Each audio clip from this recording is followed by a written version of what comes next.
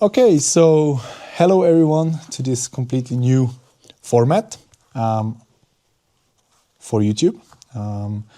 We try after every round to do a little recap and an analyze of the runs. Why have been decisions made, why we maybe win or why we maybe lost. We don't want to blame any other driver or even the judges because it's just a look from my opinion and a judging from myself for myself. And also now we are having plenty of time to analyze everything in a live stream and in a live event. You really don't have this time. Starting from the beginning, round 2, which was now round 1 in Spain, Madrid, Circuito del Jarama, was very nice, very good organization from Wall Race, and also all the DMAC crew did a awesome job, basically like always. We were coming into Spain after second place at Tuning World Bodensee and a really good off-season. We were testing a lot until the end of February, also with the new tire compound, and the boys at the shop did an awesome work on the car. I prepped myself in having seat time using the simulator, which is over there. I'm not a professional simulator driver, but it's enough to just drive my car on some Drift Masters tracks, maybe find out some gear ratios, or just do for fun some nice chase tandems trails on online servers. For the future, I will improve that for sure, and maybe I can also show you one time some good runs in the sim. Yeah, when practice started in Spain, we were pretty much dialed in, to be honest. Team was awesome working on the setup. We were quite good on the line, and we also had the pace in the car right off the gates on Friday practice. Then we made some setup changes for Saturday, and qualifying, I really take it on me. First run was bullshit, definitely. And second one was quite good. I expected a bit more points compared to other runs and also what we did. But anyways, with 78.7 points or something, we had been qualified in the 29th position, which meant we need to go in top 32 against Jack Shanahan, a real gentleman who also tried to give me a lead run in practice. I gave him a lead run, but the queue was not moving fast enough on both sides. But then his brother came out of the chase line into the lead, and he was like, "Okay, I give you a lead run." So big props, great gentlemen at the Shanahan's camp. Coming into top 32 battle, there are a few changes. First of all, the higher qualified car can choose if he wants to lead or chase first. Then we have the 8 meters behind start for the chase car, which I really like because it's very, very nice. You can roll into the battle, and right off the gates you have a close proximity, or it's possible to have a close proximity behind the lead car. Then we have the new photocell with the lights, which was working very good during competition. There was just one fail start between Kevin Pesura and Jack Shanahan. But, you know, if we want to improve the sport, if we want to move on, at some point we need to implement new techniques. And I'm sure Drift Master stuff will sort this out over the next few weeks for Finland. That's pretty much all about the new stuff on the start line. And I was very surprised. Jack did choose lead as his first choice for the run. I was surprised because we run the same tires, and usually the second one has a bit less grip than the first one. I was lucky. I saw it early enough because I was just doing my last donut in the burnout box and I saw him moving to the lead line. And then I did one more donut because usually in my lead runs I like to have not the peak grip at initiation of the run, but in chase you need to have the peak grip right out the gates because this initiation is around 140 kilometers per hour, and then you really need to have a close proximity if you want to impress. Jack Shanahan's decided to lead. Oh. Jack Shanahan decided to lead, and now there was something telling me inside Shanahan was going to chase first.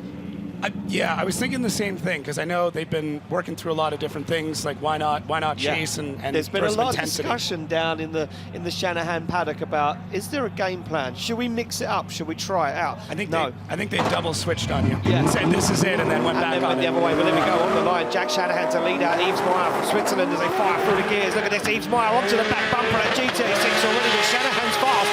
But Yves Meyer's got the pace and the car to hang with him as they fire through. Yves Meyer perfectly timed the transition. Look at the dive from Yves Meyer as he now applies the pressure all over the side of that Toyota GT86. They fire through. It's a Toyota on Toyota affair out there on track as now Yves Meyer goes for the kill one more time across the line.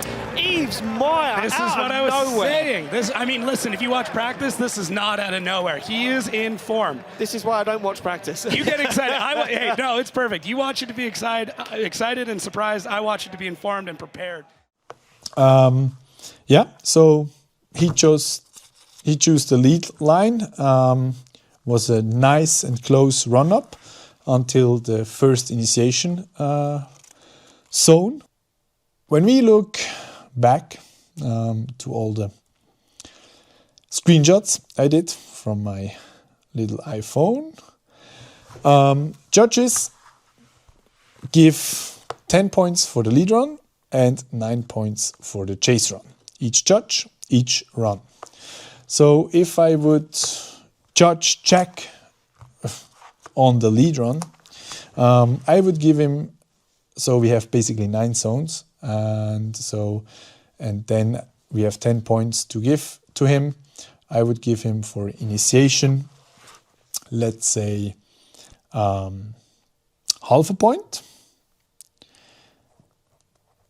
Then I give him for inner one, again, half a point, because he was slightly too much inside. Initiation, I would give myself in the chase, let's say also half a point, because I'm matching his initiation very good. And then because he was too much on the inside, I end up too much on the inside again. So that's why I give myself also half a point. Then when we are on the way to outer zone 3, and in outer zone 3 I definitely give Jack full points, which is 1, and I give myself 0 points because I'm too much on the inside in the chase. Then during the transition, good line from both drivers. Definitely outer zone 4 from Jack, 1 point, like very, very nice. And also in the chase, 1 more point for me, because we did our best. Outer zone 6 and 5, again, 1 point for Jack and also for 6. Outer zone 5, 1 point for me. Outer zone 6, definitely a 0 for me, because I was not really close, even to him or to the zone. Into 7, we see slightly overshooting from Jack, so I give him half a point, and I give myself 1 point, because I'm almost on the perfect line, even better than him. We have almost matching angles. Then he overshoots zone 8, which is a 0. And honestly, I did it better than he, so I give myself half a point. And then we go into 9. He hits it perfect, and I hit it perfect as well. So I give myself also 1 point.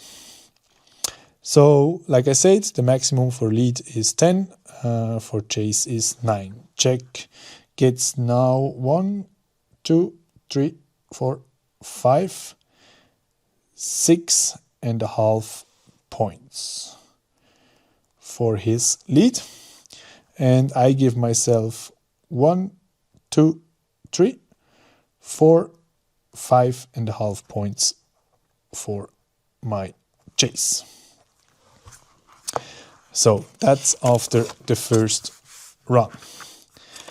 Then we switch positions and we go into my lead run. Here we go, they're back on the line. Yves Meyer now will be full of confidence as we see those amber lights illuminate. He goes green, he jumps off the line, breaks that beam, and Shanahan's going to be in the car thinking, well, I need to pull it all out of the bag. Oh, look at the flick from Yves Meyer. Big clutch kick as he puts that GR Super across the circuit. But Shanahan not letting him get away. The spotters would have told him that he needs to be all over the side of that blue Super as they come down, pick up the zones, and Yves Meyer doing an incredible job out front, puts that car to angle, comes down, picks up the inner zone. Shanahan onto the door, onto the rear bumper.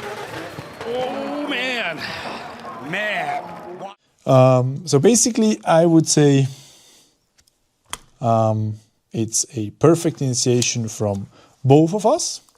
So it's 1 point for Jack and 1 point for me. Then I'm way more on the inside than he was, so he had nowhere to go. So honestly, he managed quite good to not go or to not overshoot the track on the inside. So that's a 0 for me. And I would say a 0.5 for him because he did it better than me in the lead. Then we reached outer zone 3 perfectly and he was chasing way better than me. So another point for him. Then we went into 4 and in 4 I was entering, let's say, half a meter later than he did. I was perfect in the middle of the zone and you can see it here, I leave the zone maybe 2 to 3 meters too early. So he dealt nice with it. He had a nice angle through outer zone 4. He was running the same line. We can see it here on the front wheels. So that's why I give myself a 0.5 for this one and him a 1 for this zone. Then as we reach inner 5, I'm slightly too much on the inside, which is a 0.5. He deals well with it, so he gets a 0.5 as well. We go into 6. I hit 6, 1 point. He hit 6 also with me, with a nice angle, nice proximity. So that's why both of us can gain 1 point. Then I also overshoot into 7 a bit, which means there is a 0.5 for me as well. And a 1 because he is also on a better line than I do, a 1 for Jack. As we reach inner zone 8, I would say I'm slightly too much on the inside, but it's still better for the show, I think, than being or running the outside line. So that's why I give myself a 0.5 and Jack as well, because he is following me and he had nowhere to go. That's why he also hit the cone there. Then we both reach zone 9 and he is close over the finish line. So that's a total for Jack. It's 1, 2, 3, 4, 5, 6, 7.5 in the lead. And in the chase, sorry. And in the lead, for me, it's 1, 2, 3, 4. And 2 points, it's a 6 in the lead. So that means we have in total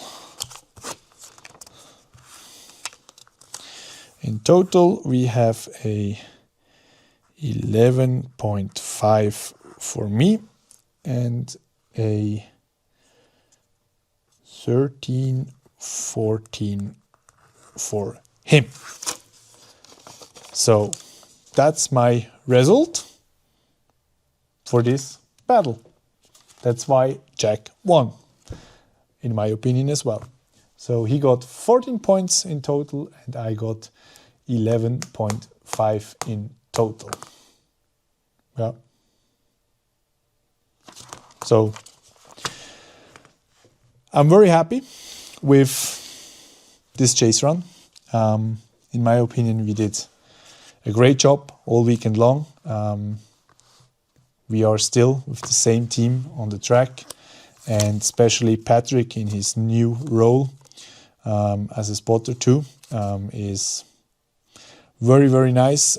Kuzi was taking care of the car very good, together with our second mechanic Marcel.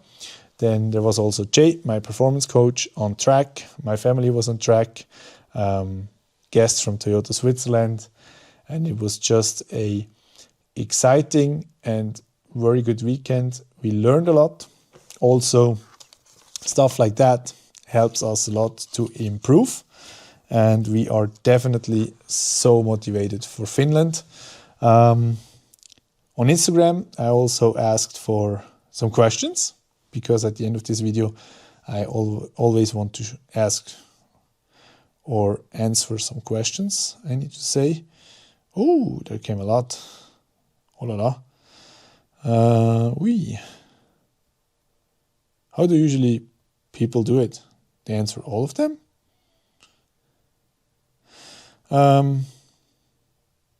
Yeah, let's say I pick a few. How did you pull off this insane dive against Jack? Yeah, to be honest, before I was drifting, I did some circuit racing, and in races or also in time attack, usually you lose time or you lose a overtake maneuver in front of the corner because of your braking. And I think especially in moments like this, where I can close a gap on the brakes, go deep, dive in, and then if the lead car is doing an awesome lead run like he did, and he's back on throttle early, it's possible to do a dive like this onto the door. So thanks for this question. How much did you drive during the winter break? Sim and or real? Yeah, so basically I try to drive once per week for a few hours in the sim. Yeah, I did it almost every week, sometimes a bit more. It's just hard because yeah, we need to do it in the evening because we're not full-time pro drifters. We also have a business running, me and Joshua, the event center and the Drift Force Garage. And yeah, definitely also real driving was helping a lot. We were testing in Italy in December, in February. We were testing at our event center in March. So yeah, definitely the seat time in the winter break was perfect. Simple but important. How do you feel? Thank you very much for this question. I feel very good. Not even because of a great weekend in Spain, also because of we have so much nice stuff going on at the event center with so nice driving experiences for car brands, manufacturers, or just normal people like you and me joining us at the event center. And also here in the Drift Force Garage, because it was a startup 2.5 years ago, and now we really have real customers, not just only our cars, and they are happy and they want to have Drift Force liveries or change springs, coilovers, put an ST suspension in it, or just give them the nice Motul juice in the engine. So yeah, definitely very, very happy. Also with my family and the possibility to experience all those nice events with my friends, team, and and having fun. Yeah, exactly. When did I start drifting? Yeah, that's actually a good question. So I started with racing very late. I started when I was like 22 years old or something, with track days, and then somehow I was able to drive some time attack events with a Mitsubishi Evo for myself. And then, I had the opportunity to drive a GT3 car. I was quite good, and I was racing in the Audi Sport TT Cup, which was 2016. And then a friend of mine, because drifting was more and more popular, because of the fancy Ken Block videos and stuff, he was asking me, do you want to join me for a drifting event? And it was like, yeah, for sure. It's fun. Let's go. And since then, I was like, wow, I want to go into drifting. And with many, many customers asking for how to learn to drift at the event center and stuff like that, we decided to actually build or buy the first drift car in 2016. And then 2017, I was attending my first Drift Kings Pro 2 round, 2018 then full season pro, and then off to Tokyo and stuff like that. So basically I started drifting around 2016 in the winter with a rear-wheel drive car on snow. Exactly. Do you practice in the sim? Yes, that's something we also already told. Definitely very good practice. Also to find the gear ratio and stuff like that. And also just sometimes for fun on some online servers with some other guys, doing some tandems and chase runs just to be in form and have the reflexes, the fast ones, and the decisions to do decisions through the smoke and stuff like that. Definitely. Why drift and not other racing? Thanks, Carla. One new member of our team, together with Toyota Switzerland. She's doing some social media stuff and some video content as well. Because normal racing is boring. Only the first lap is cool. The rest is boring. No. I love to watch F1 and stuff like that. But yeah, drifting is definitely something special, and action for live stream for like 7 hours. It's in Swiss German. So almost 70% of all drifters he knows are coming from action sport. Yes. I think that's a common thing. So when I started racing or track days and stuff, it was basically the first time I really got into driving a car fast and stuff like that. Because before, I was only interested in snowboarding and skateboarding. I had a great childhood with great friends. We traveled a lot in summer for skateboarding and in winter for snowboarding. We went to US. I was able to be a part of a group of friends producing movies, snowboard movies, and I went to the States twice with them. It was just awesome, and so maybe in our socials or in the internet you can find some snowboard or skateboard action from me, basically.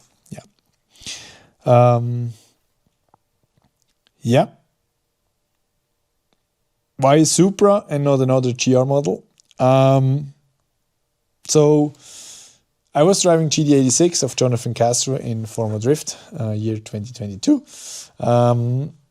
And so there was basically just the option of GR86 or GR Supra. And to be honest, I just fell in love with the Supra,